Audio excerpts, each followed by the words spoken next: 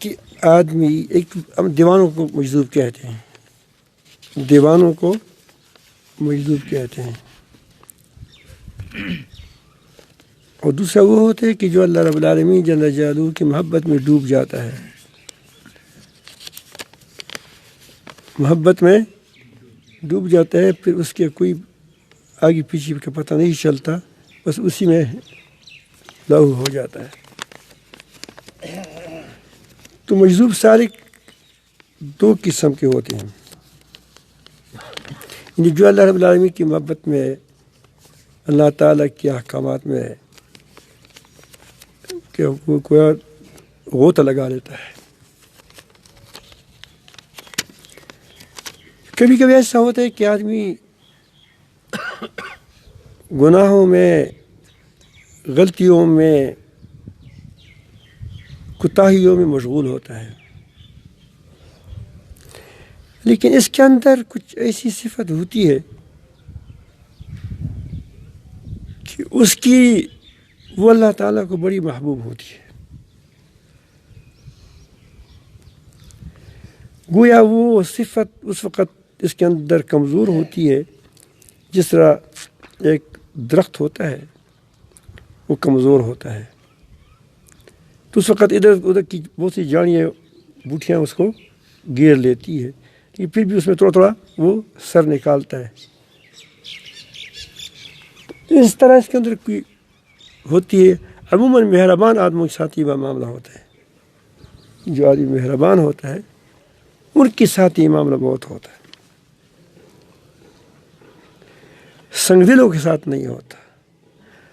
سنگ دلی خود ایک ایسی سنگ دلانہ درخت ہے کہ جب وہ بڑھتا ہے بالآخر انسان کی تمام جو نیکیاں ہیں وہ بھی برباد کر لیتی ہے، اس پر چھا جاتی ہے۔ تو مجذوب سالک اس کو وہ ہوتا ہے کہ اللہ تعالیٰ کی کس چیز کی کوئی ادا پسند ہوتا ہے، بظاہر غلطیوں میں، کوتاہیوں میں مشغول ہوتا ہے، لیکن ایک دم اس کا دل پلٹ جاتا ہے اور اس کو ایسا لگتا ہے کہ گویا میرا رب میرے سامنے ہے۔ اب غلطی مشغول ہے، اب اس کے اللہ رب العالمین کے سامنے اللہ تعالیٰ جل جلالہ کی قدرت ہے، طاقت ہے، گویا اللہ تعالیٰ کو دیکھ رہا ہے۔ اس کو کہتے ہیں مجذوب سالک۔ کیا؟ مجذوب سالک، کہ اس نے کوئی سلوک طے نہیں کیا، نہ کوئی مشکل اٹھائی دین کے لیے، دل پلٹ گیا۔ اس کے بعد اس کو رونا دھونا، کوئی خطا کرتے وہ بھی استہزار سے کرتا ہے، گویا اللہ تعالیٰ دیکھ رہا ہے۔ بڑی عجیب کیفیت ہوتی ہے اس کی۔ ایسے لوگوں کو پھر واپس کیا جاتا ہے، اگر اللہ تعالیٰ چاہے کسی کوئی کام لے لے تو پھر اس کو وہاں سے واپس کیا جاتا ہے۔ اس کی مثال تو نہیں بنتی، لیکن ویسے سمجھانے کے لیے، جیسا کہ حضرت آدم علیہ السلام کو اللہ تعالیٰ جل جلالہ نے فوراً کیا، بلا کسی محنت کی جنت ملے گی، لیکن سلوک کے لیے پھر کیا زمین پر اتارا، واپس لایا۔ پھر ربنا ظلمنا انفسنا وان لم تغفر لنا وترحمنا لنكون من الخاسرين، پھر نمازیں ہیں، پھر روزے ہیں، پھر تکلیفیں ہیں، مشقتیں ہیں، لیکن پہلے سے اب اس کو بڑی جنت ملے گی۔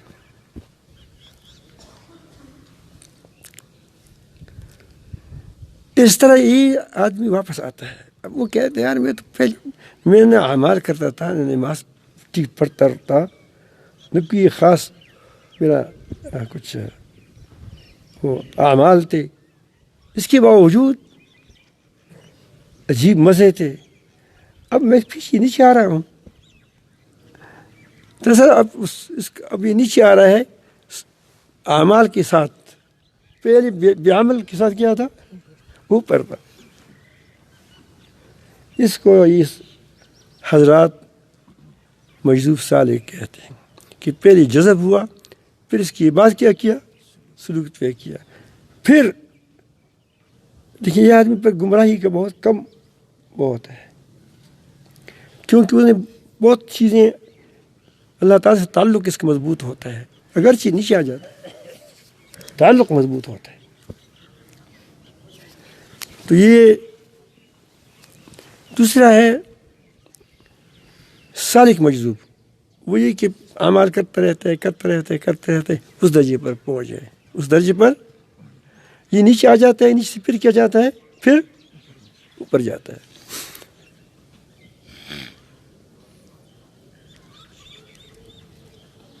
تو اس سلسلے میں قبض و بسط کا ایک وہ سلسلہ جاری ہوتا ہے. جب آدمی سلوک اختیار کرتا ہے تو وہ کبھی کبھی اس پر بسط کا حالت آ جاتی ہے. میرا تو خیال تھا کہ قبض کی حالت پہلے بیان کروں گا، لیکن قبض والا آدمی چلا گیا. اب بسط والے بیٹے ہیں یہاں، پھر قبض پہلی بسط کروں گا. بسط کی حالت میں آدمی کو نماز کا بڑا شوق ہوتا ہے. نماز کا وقت کب ہوگا، نماز پڑھوں، کبھی اللہ کے سامنے کھڑا ہو جاؤں، اور ذکر کب کروں، لا الہ الا اللہ کرتا ہے تو وہ بڑا خوش، بڑا مزہ آتا ہے اس کو، ذوق و شوق. اس کو ایسا نظر آتا ہے کہ گویا میں تو بزرگی کی چھٹی پر ہوں، بڑا بزرگ ہوں. وجہ کیا ہوتی ہے کہ وہ ایسے حالات اس سامنے آتے ہیں کہ وہ بزرگوں کے ہوتے ہیں. میرے تیز چرگوٹا یہ دو چکلا زون سی کنا بے بودا چھت بندی ورور سی چدا سینے بھی چدا مودی پھولن د چھت وغردی دمرتون طاقتور گنی.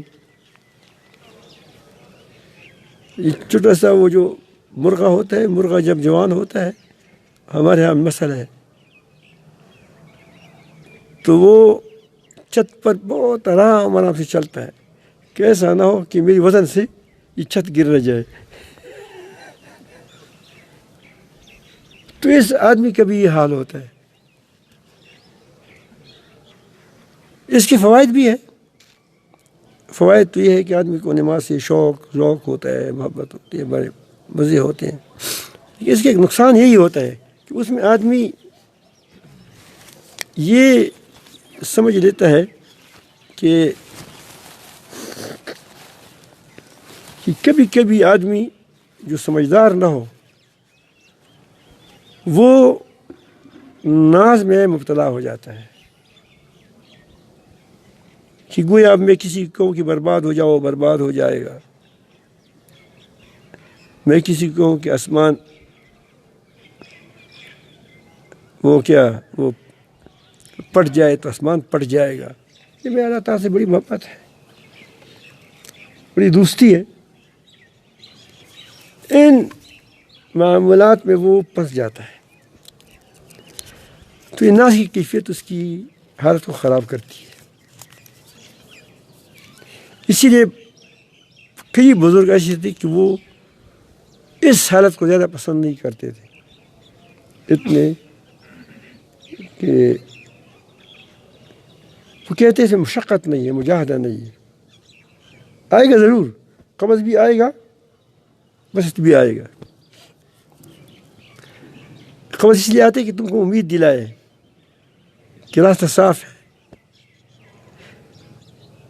قبض اس لیے لاتا ہے کہ تاکہ تمہاری آزمائش کی جائے، تمہارا تم مجاہدہ کریں.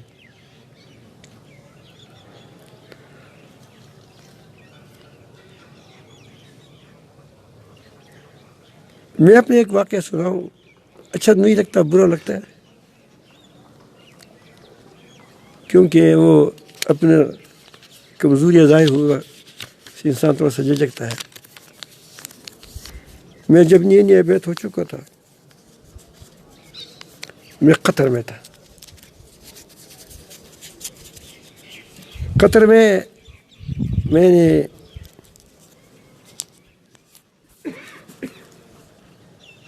میری گاڑی خراب تھی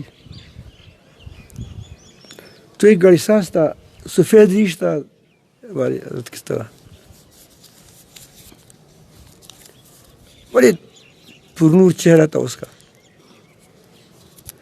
اللہ والے ضروری نہیں کہ وہ خواہ مخواہ عالم ہوگا. علماء اللہ والے ہیں انما یخشی اللہ من عبادہ العلماء وہ جو اللہ تعالیٰ سے ڈرتے ہیں. لیکن جو اللہ تعالیٰ سے ڈرتا ہے وہ اللہ تعالیٰ کو جانتا ہے اس کی صفات کو جانتا ہے. وہ گڑی ساز تھا. میں نے گڑی اس کے حوالے کی کیا تمہارا کیا نام ہے. میں نے کہا فلان نام ہے. نام لکھ دیا تاریخ لکھ دیا 3 دن کے بعد آ جاؤ 2 دن کے بعد آ جاؤ. اس وقت نیا سلسلہ چل رہا تھا شناختی جس اس کو یہاں شناختی کہتے ہیں وہاں بطاقہ کہتے ہیں. اگر آپ کو یاد ہوگا پہلے پاکستان میں شناختی کارڈ نہیں تھا پہلے جب چھوٹے چھوٹے تھے شناختی کارڈ نہیں تھا. اب بعد میں شروع ہوا.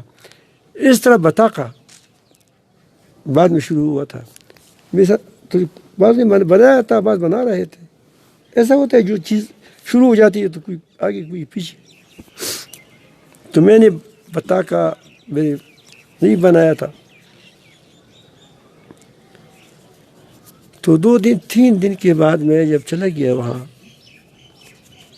تو اس نے کہا تو میں نے کہا کہ میرے کیسے آیا ہو. میں کہا گاڑی وہ کے لیے آیا ہوں. میں کہا تمہارا نام کیا ہے. میں کہا فلان ہے. ٹھیک ہے یہاں لکھے ہے میرے ساتھ گاڑی تمہاری یہی ہے. یہی ہے. کہو کہ بطاقہ لاؤ.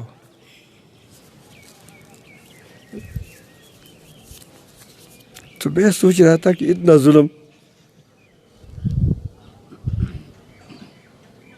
کہ پہچانتی بھی ہو پیسے بھی دے رہا ہوں اور اس نے وہ اللہ والا آدمی تھا. اس نے میرے اندر یہ عجب کا ناس کا نخرہ دیکھا تھا کہ یہ آدمی کسی عجب میں مبتلا ہے دینداری کی عجب میں. تو میں نے کہا کہ بتا کہ میں نے بنایا نہیں. میں نے کہا بنایا نہیں تو پھر چلو جاؤ گڑی نہیں ملے گی. اردو بول رہا تھا.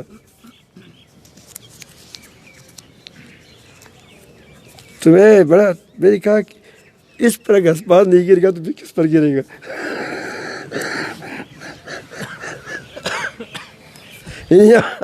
آفت اس پر آفت نہیں گری گی تو کس پر گری گی.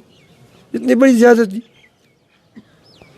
میں گیا اتنا گیا ہوگا جو ہمارے یہاں سیڑھیاں ہیں اسی طرف اس طرف تک گیا تھا. میں نے کہا ادھر آ جاؤ گڑی لے لو. تمہاری وجہ سے اللہ پاک کسی پر آسمان نہیں گراتا. ٹھیک ٹھاک چلو.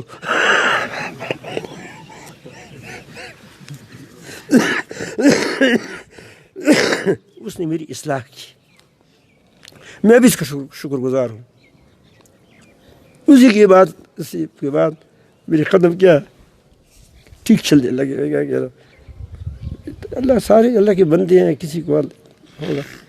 اب تھوڑا ذکر شروع کر دیا پھر آپ اس حد تک پہنچ گئے. بسط میں یہ چیزیں ہوتی ہے کہ ناس ہوتا ہے. ٹھیک ہے اس میں ناس سے بچنا ہے. ناس سے بچنا ہے. دوسری بات پھر کروں گا. ٹھیک ہے نا ان شاء اللہ بس.